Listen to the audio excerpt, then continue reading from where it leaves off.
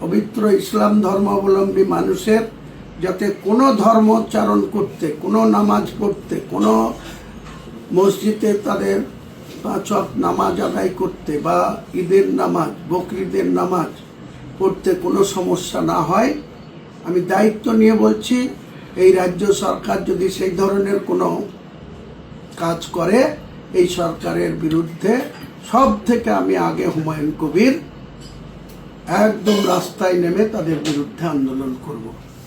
আমি হুমায়ুন কবির আম জনতা উন্নয়ন পার্টির চেয়ারম্যান বা পশ্চিমবাংলার বিধানসভার একজন বিধায়ক হিসাবে আপনাদের কাছে আবেদন রাখছি, আপনারা যেভাবে বিগত দিনে কুরবানি করে এসছেন, আপনাদের সমস্ত রকম পশু কুরবানি করাটা জায়েজ এবং সেটা করবেন, কিন্তু একটা অনুরোধ আমার থাকবে যে আপনারা যে যেখান থেকে পশু খরিদ করবেন বা কিনবেন বা পারচেজ করবেন, আপনারা একটু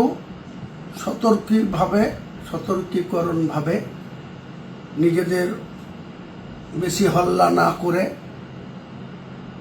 আপনারা সেই সমস্ত পশু, বকরি, দুম্বা, গরু, যারা উট, যে যেখান থেকে যেভাবে কুরবানি করেন নিশ্চয়ই করবেন, কিন্তু আমার একটাই আবেদন, রাজ্য সরকারের পক্ষ থেকে এখনো কোনো অর্ডার বা জিও বের হয়নি যে কুরবানি করা যাবে না বা কুরবানি করতে দেওয়া হবে না। কিন্তু এক শ্রেণীর সংবাদ মাধ্যম মুসলিমদেরকে বিভ্রান্ত করার জন্য, মুসলিমদেরকে ভয় দেখানোর জন্য এখন থেকে বিজেপি সরকারের পক্ষ নিয়ে মুসলিমদেরকে ভীতি সন্তুষ্ট করার যে অপচেষ্টা করছে, আমি সেই সমস্ত সংবাদ মাধ্যমের তীব্র বিরোধিতা করছি। অফিসিয়ালি কোনো নিষেধাজ্ঞা বা অফিসিয়ালি কোনো জিও বাংলার নতুন মুখ্যমন্ত্রী, পুলিশ মন্ত্রী এই ধরনের কোনো নির্দেশ তিনি দেননি যে বাংলার মুসলমানরা কুরবানি করতে পারবে না। এটা কোনো মতেই গুজব বা এই গুজব ছড়ানো হচ্ছে এবং মুসলমানদের মধ্যে একটা ভীতি সৃষ্টি করার এক শ্রেণীর মিডিয়া তারা এসব প্রচার করছে। গুজবে কান দেবেন না। মনে রাখবেন, পশু কুরবানি করার ক্ষেত্রে আপনারা একটু ঘেরাঘোরা জায়গার মধ্যে করবেন, ওপেন রাস্তা দিয়ে, যাতে কেউ এই মাংস দেখতে না পায়। আগে থেকেই এইসবগুলা নির্দেশ ছিল, কিন্তু অনেকেই বেপরোয়াভাবে রাস্তার ধারে অন্য সম্প্রদায়ের মানুষরা যাতায়াত করতো, তার মধ্যেই রাস্তাতে ওপেন করতো। এগুলাকে অ্যাভয়েড করবেন। এগুলাকে আপনাদের উচিত ঢাকাঢোকো জায়গায় এবং গোপনীয়তা বজায় রেখে, শৃঙ্খলা বজায় রেখে, আইন শৃঙ্খলাকে সম্মান করে, যাতে কোনো রকম অন্য ধর্মাবলম্বী মানুষের কোনো সমস্যা না হয়। আমরা মুসলমান, আমাদের যে পবিত্র ঈদ সেটা আগেই হয়ে গিয়েছে, ঈদ জোহা বা ঈদুল আজহা, যেটাকে আমরা কুরবানি বলি। বিভিন্ন পর্যায়ে বিভিন্ন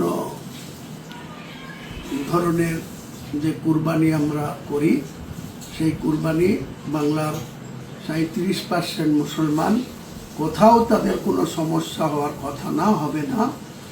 যদি কোনো জায়গায় সমস্যা হয়, আমাদের ফোন নাম্বার অনেকেই জানেন, দরকার হলে আমাদের যোগাযোগ নাম্বার আমার ফেসবুক আইডি থেকে বা আমার এই বক্তব্যের মধ্যে দিয়ে আপনাদেরকে আরেকবার জানিয়ে দেব।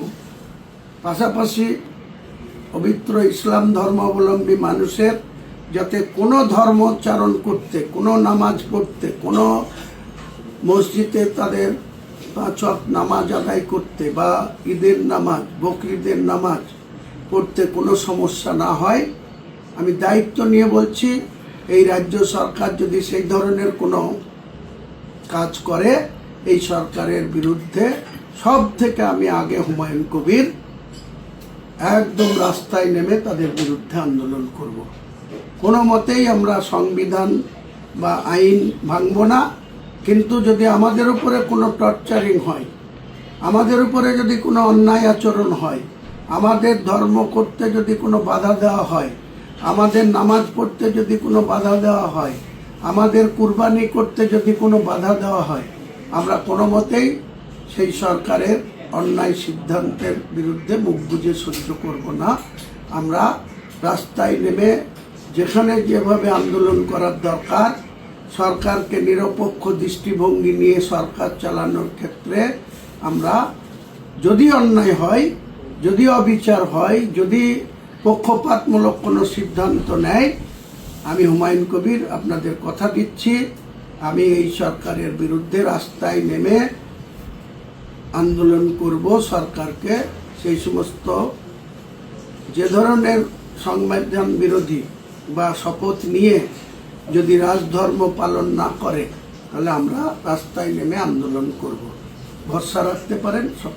সকলকেই আমার সালাম, আদাব, নমস্কার, শ্রদ্ধা জানিয়ে আমার বক্তব্য এখানেই শেষ করছি।